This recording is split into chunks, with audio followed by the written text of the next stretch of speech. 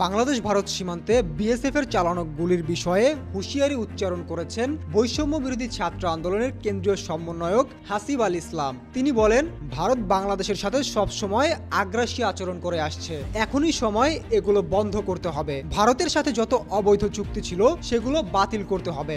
Bharat fascist Awami লীগকে অবৈধভাবে ক্ষমতায় রেখেছিল, তাদের মনে রাখতে হবে বাংলাদেশের বর্তমান সরকার ছাত্র জনতার সরকার। বৈষম্য বিরোধী ছাত্র জনতার মৈত্রী সফর উপলক্ষে 10 সেপ্টেম্বর বিকেল 3:30টায় সিলেট জেলা শিল্পকলা একাডেমিতে এক মতবিনিময় সভায় এ কথা বলেন তিনি বলেন, সীমান্তে আমার ভাই বোনদের নির্বিচারে গুলি করে মেরে ফেলছে বিএসএফ, অথচ আমরা কিছুই করতে পারছি না।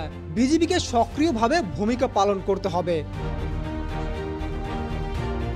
ওই দিক থেকে যদি একটা গুলি ছুড়ে এদিক থেকে 10টা গুলি চালাতে হবে।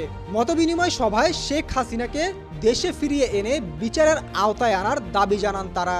এছাড়াও দেশে চলমান চাঁদাবাজি ও দুর্নীতির কথা উল্লেখ করে তারা বলেন, বৈষম্য বিরোধী ছাত্র আন্দোলন কখনোই এইসব সমর্থন করে না। সবাইকে নিজ নিজ জায়গা থেকে দুর্নীতির বিরুদ্ধে প্রতিরোধ গড়ে তুলতে হবে। মোহাম্মদ আলিফ মিয়া, দ্য মেট্রো টিভি।